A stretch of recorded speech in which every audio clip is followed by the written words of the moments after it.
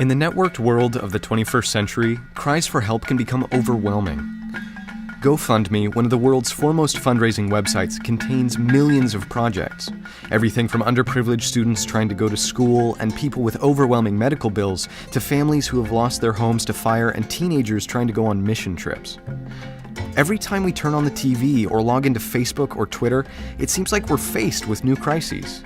Refugees need basic food and shelter. Survivors of earthquakes and floods need medical care.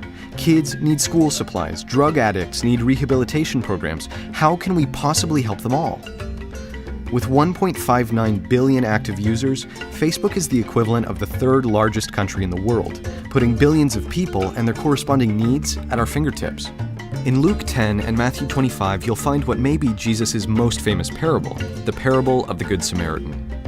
A man quotes the law to Jesus, "You shall love your neighbor as yourself," and then asks him, "Who is my neighbor?" As usual, Jesus answers with a story.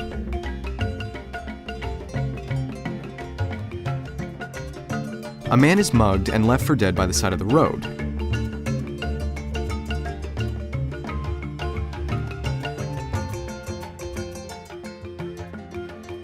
Prominent religious leaders pass him by without helping him.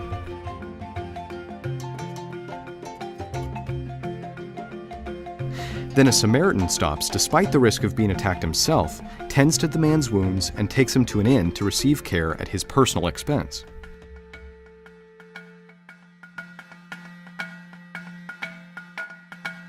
Jesus finishes his story by asking the man his own question. Which of these three do you think proved to be a neighbor to the man who fell among the robbers? The one who showed him mercy, he mumbles.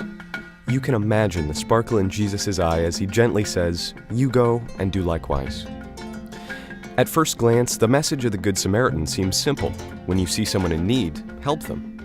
It's a theme that we've seen again and again throughout the Gospels, forming the backbone of Jesus' ministry.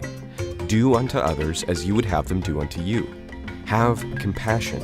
Serve the people that you see hurting. But in the 21st century, this compulsion to help others becomes more complicated. How are we supposed to react when we can see the pain and suffering of the homeless on our city streets and in earthquake-stricken Haiti or tsunami-devastated Indonesia? When we can see anyone suffering, is everyone our neighbor?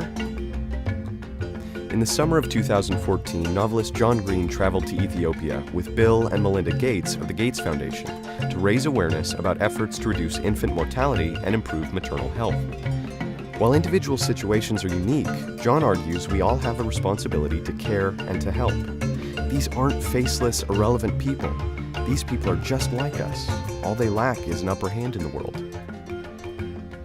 In the contemporary world of global citizenship and seemingly endless information, how far does the net of neighbor reach? Are we responsible to know about every crisis or need in the world? How can we possibly help everyone? If we can't, how do we decide who to help and who to leave to others? In the end, maybe it's all very simple. Maybe it just comes down to having an open heart, being there for those we can help, and comforting those we can't. If every single one of us did our best to help where we can, how much kinder a world would this be?